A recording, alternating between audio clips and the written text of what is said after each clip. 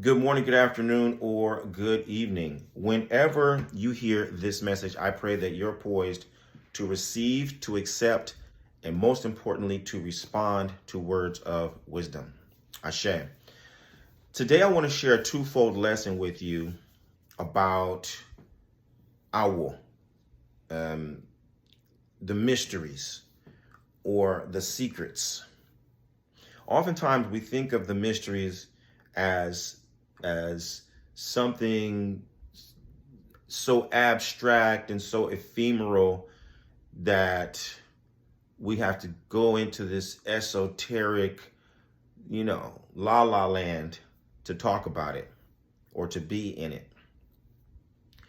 And other times when we're addressing the mysteries or the secrets, we treat them like anything that we can, hide is considered the secret. Anything that we can put, off screen, okay, oh, that's the secret. And there's a grain of truth to that. I won't deny it, but I think on a more practical level, my own understanding and experience of the mysteries and the secrets is rooted in, for example, one verse of Ifa that tells us what's being done is known only by the doer. And the verse goes on to talk about different crafts and trades. If we want to know about cloth, we go to a weaver. If we want to know about farming, we go to a farmer. If we want to know about selling things, we go to the vendor, so on and so forth. All of the things that we want to know, we go to someone who is versed in that, someone who's skilled in that, someone who has experience in that, right? They know the tricks of the trade. But likewise, the same thing is true for each and every one of us. As we're living out the mystery of our lives, only we know what we're doing, which is why the Yoruba say, dreams have no witness. I can do everything in my power to try to reveal to you the details of my dream.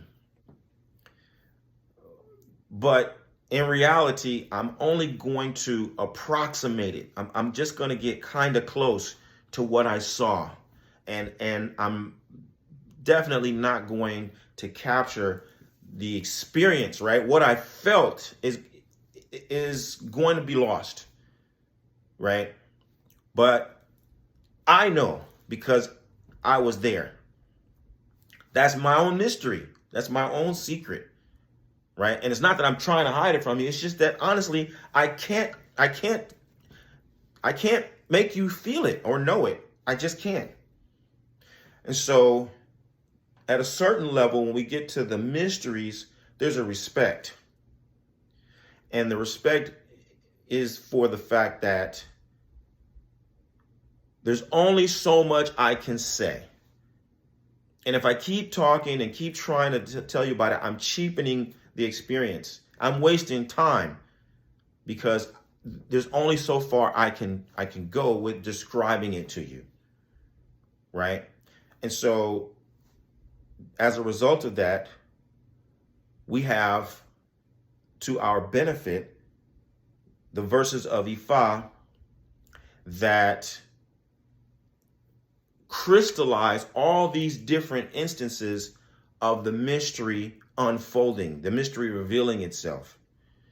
And so the Babalawo, for example, knows hundreds and hundreds and thousands of stories of Ifa because each one of those stories reveals how the mystery and the secret of life manifests and reveals itself in real time in ways in which we as people can understand and appreciate and relate to.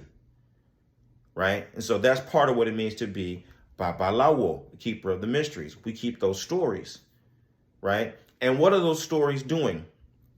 In many instances, the stories are metaphors, right? The metaphor is the acknowledgement that there's only so much that I can tell you. There's only so far I can go with words. And so I'm going to give you this proverb that encapsulates the principle, and then you got to live it out on your own.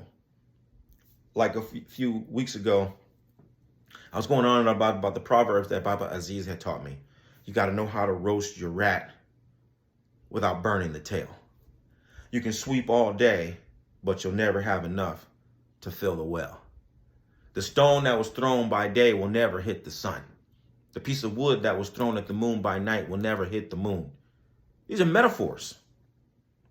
These are metaphors, right? And so through contemplating the metaphors, you get an understanding of the nature of the mystery.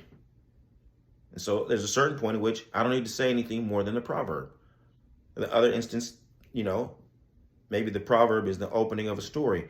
I tell you the proverb and I tell you the story, and that's as far as I need to go. The rest is for you, which is why the Yoruba say, for someone who is omoluabi, someone who is well born, you only have to recite one half of a proverb, right? Because the other half of the proverb is going to flourish from within. They're gonna experience it and see the picture within their own mind, and it's going to become real as they associate it or make the connection between what I have said or what the proverb says and what they have lived. So the metaphor is our acknowledgement of the nature of the mystery. Okay, the metaphor is an acknowledgement of the nature of the mystery and how it is just a little bit beyond what we can define. And as a matter of fact, when it comes to certain levels of the mystery, we know that if we can define it, if we can articulate it, then it isn't the thing. Olodumare, for example, Ifa, for example, at the level that you can define Olodumare, you haven't defined Olodumare. Olodumare is beyond your description. You don't have words to define what Olodumare is. You don't have words to define what Ifa really is. You're just approximating it. That's the nature of the mystery, right? The second aspect of the mystery is revealed through its dynamic expression, meaning the mystery manifests. The mystery is alive, but we, in the same way that we can't define the mystery, we have symbols that express the same sentiment as the metaphor. So one of my favorite symbols, for example, is the serpent biting its tail. And I don't know how to call it in Yoruba, so Yoruba speakers can help me with this. In archetypal or alchemical terms, is the Ouroboros, Ouroborous, or Ouroboros, or Ouroboros. But it's a serpent biting its tail. And for us, that symbol is representative of Olodumare. What does it represent? What does it mean? Well, taken one way, the serpent biting its tail means that the serpent is swallowing itself. It's consuming itself. And it speaks to the fact that we, for example, everything is consuming something else. You think of the food chain. Bugs eat plants, and fish eat bugs, and animals eat fish, or birds eat fish, and animals eat birds, and then people eat animals, right? And then at the end, people fall and die, and the earth eats human beings, right? So the serpent is eating itself, but also the serpent is being eaten. So what's the nature of the universe? Is it consuming itself, or is it being consumed by itself? Or is it both? And what does that mean? It's a riddle. It's a mystery. We can't fully define it with total authority, but the nature of it is that. And so the symbols and the metaphors work together to reveal the nature of the mystery. Our job, both as priests and practitioners, is to make the time to observe the symbols, to contemplate the metaphors and apply them to our everyday lives and test them and live them out so that we can have a more inside out understanding of what is being done, what we're actually doing, right? And so at a certain level, there's a limit to what you need to say about who you are and what you're doing. At a certain level, it just boils down to you acting. It boils down to you doing. It boils down to you demonstrating. And sometimes in that demonstration, you're going to be consuming. And other times in that demonstration, you're going to be consumed. And people will understand or they will not understand. That's not your concern. The mystery of your life can only be resolved by you actually living it. All right. So that is our twofold lesson of the day, derives from our daily Ose. I hope and pray that it has been useful to you. And if you would like to be blessed and guided by similar wisdom every single day, visit me at obafemio.com or orishalifestyle.com. Look for the enrollment opportunities in the School of Orisha Studies.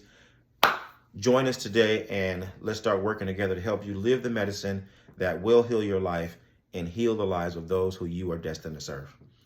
I look forward to working with you. Bye for now. Odabo.